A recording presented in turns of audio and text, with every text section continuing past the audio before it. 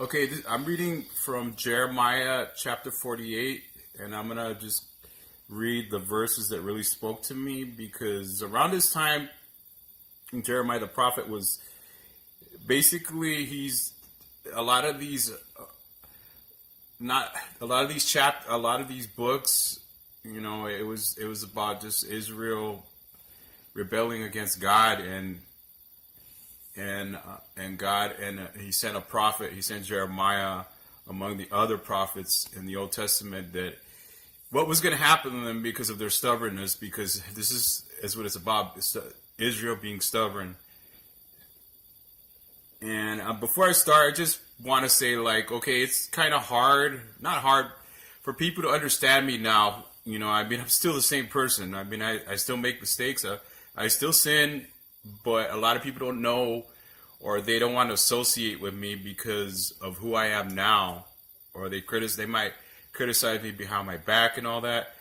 But I know a room full of people that know me, how I became these last 10 years, and they could testify to that.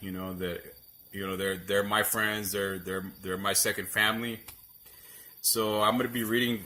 I'm going to be talking about Israel's stubbornness. I'm going to be talking about how we tend to make idols out of everything, out of worldly possessions, out of ourselves, prestige. To look good, in front of other people, to talk. Just say all the right things. Probably a really good example would be, those kind of TV preachers that want to look good, but deep down inside, like the word says that they say they preach the word and they talk all this stuff, but deep down inside they're far away from me. They're far away from God. So okay, I'm gonna read it. It's from once again from Jeremiah chapter 48, verse. Let's see. I'll start from verse 5. It says here, "Therefore I told you these things long ago before they happened. I announced them to you, so that you could not say my images brought them about. My wooden image and metal God ordained them." So that's God talking to Israel. He's saying, you can't, it's like we can't say that we've gotten all this stuff. A lot of us have gotten all this different stuff in our lives because we could pat ourselves on the back, of course. Yeah, oh yeah, I could pat myself on the back for some of the stuff I've gotten recently, but really it's Him. He's the voice behind the voice. He's the one that gave us these things that we have now. And a lot of times we forget. He's saying that, just like you ordain a minister, you ordain a priest, pastor, and all these different. You ordain these people. They had, God gives them the authority to a license, actually, because we gotta have a license, right? So he's saying that the people of Israel have ordained images, like things that just don't exist. Because really, if you really think about it, there's things that, like I said, there's a lot of secular things out there that just that can't talk back to us, that don't exist. They're just not real. And sometimes I think that people forget that, and I'm not trying to offend anybody. I'm just saying, just they don't exist. It just doesn't. That's what he's saying. There is no other outside source that we can tap into, right? So let me go on right here. It says here, "You have heard these things. Look at them all. Will you not admit them? From now on, I will tell you of new things or hidden things unknown to you." This is verse 7. They are created now and not long ago. You have not heard of them before today, so you cannot say, "Yes, I knew them." Verse 8 also. You have heard, neither heard nor understood from of old ears have not been open. Well, I know how treacherous you are. You were a rebel from birth. He's talking about us because he's saying here that, because God has always been, he's the beginning and the end. So he's saying that these images, he's telling the people of Israel, have they been around? Have they always been there? Have they always, can they testify the fact that there is another God, there's another thing, another intelligent designer out there? What I read a book. I borrowed a book from Brother Ruben. Actually, it's from not Homiletics, from sorry guys. Oh man, I'm doing this right now when it's all quiet, so I could kind of get a little bit of a. But I just hate talking. I feel like I'm not talking to myself. It's just I'm doing this on camera, but there's nobody around right now, so it's kind of weird, And I don't even like leaving phone messages because I feel like I'm talking to myself. But I'm trying to relate. Just something that I it took me a while to get to this stuff, because I meditated on it, right? And then, right, I'm on camera. Okay, so he's saying,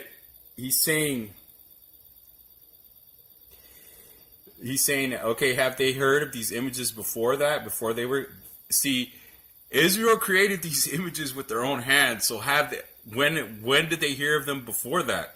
Before they created them?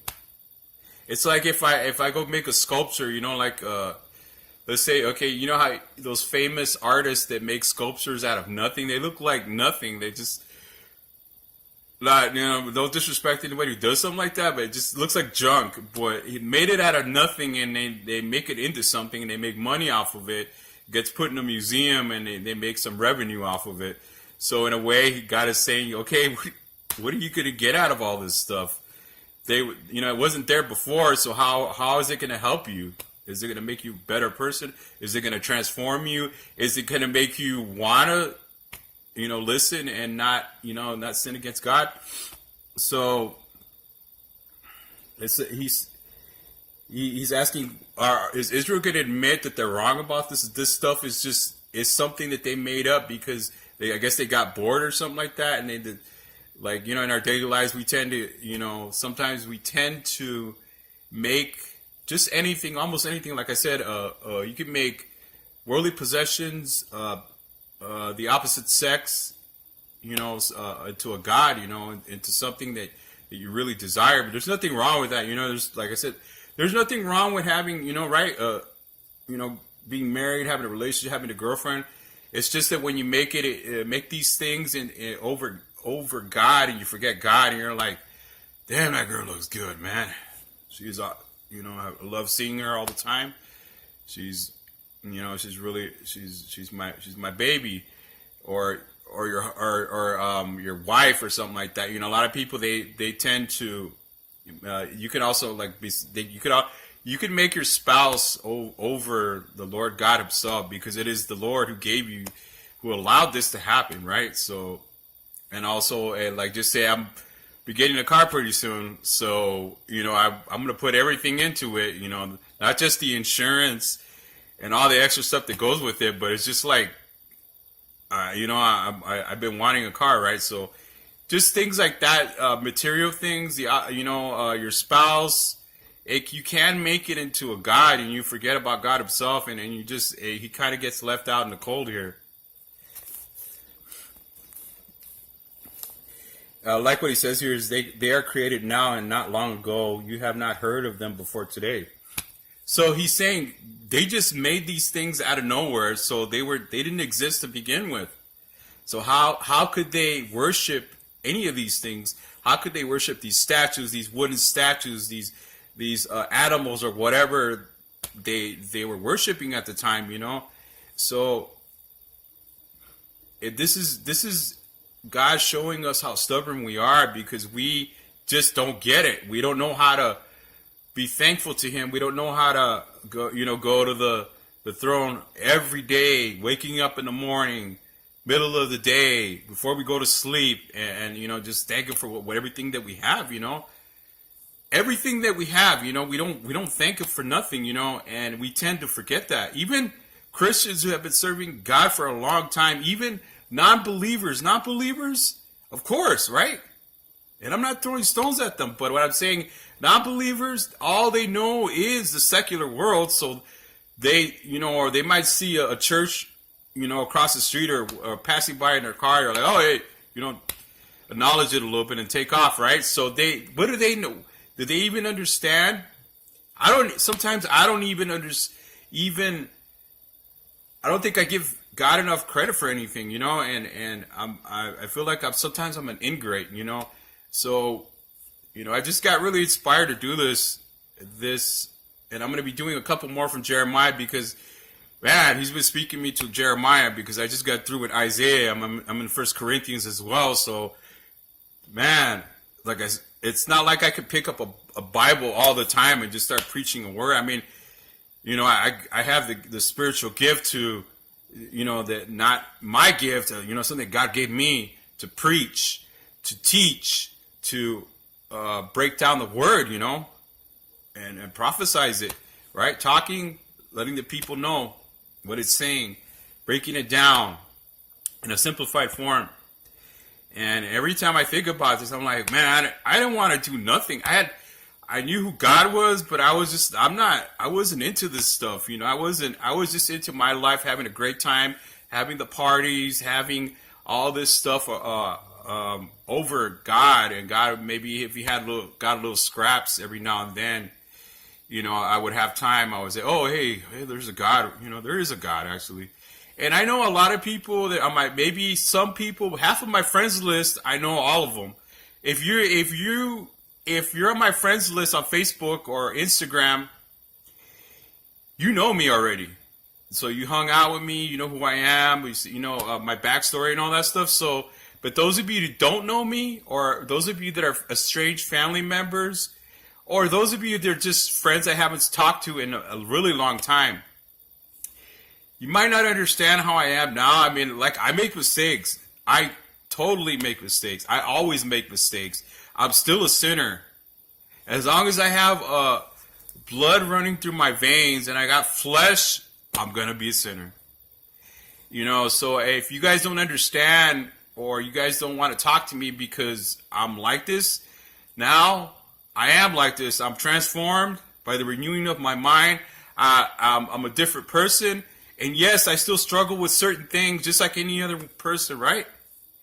And, if you guys don't want to talk to me because who I am now, because I sure is not the same person as I was before. Yeah, I mean, like I said, I still do the same mistakes. I still sin. I still fall short of the glory. And, if you guys don't want to talk to me, I guess, I don't know what to say. And, I know I'm still friends with some of these old friends that I haven't talked to in a long time. And I definitely hang out with them. But, just people don't understand. Maybe it's because who you are, it convicts them, and they just don't want to acknowledge that, okay,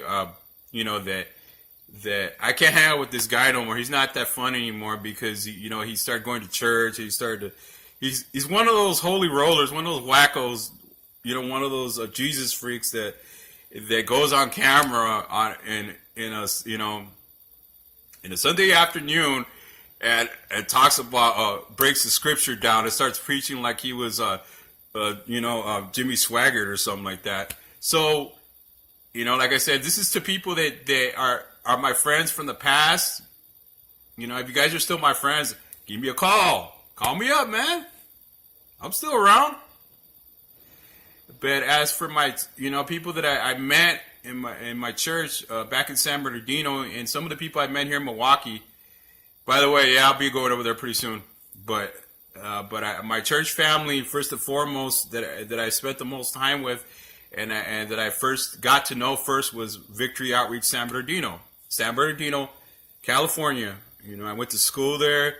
I had some of my childhood and my teenage years there, and this is the most time I ever spent in church in my entire life, because I've been in church all my whole entire life, and I wasn't I just knew religion, obviously, right?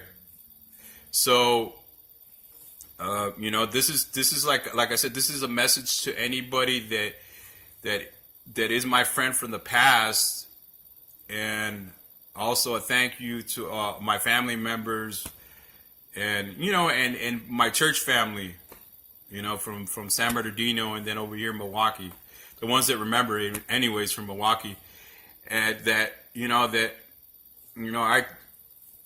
I just got inspired to go on my phone again and do this, and I'm going to do a couple more right now when I'm through with this one. So, this is a perfect example. It's just the way God's going to tell us stuff that we're not going to want to hear. We're not going to want to listen to. That's what the Bible's about. It's about, it's about redemption. It's about how to communicate with God. It's our guide, our manual, right? So we tend to make idols out of things that we don't realize we're doing it sometimes too, because sometimes we're ignorant to it. That we don't listen and we don't understand. We don't try to understand that it's wrong. It's not. We're not supposed to be doing that, but we don't understand it. And that those of you the believers that have spent time with God and can understand Him when He's trying to talk to you, and it's always a shock to me when He does that. Like, it may inspire me to come on camera right now and do this stuff. So, I haven't done it in a minute, and I really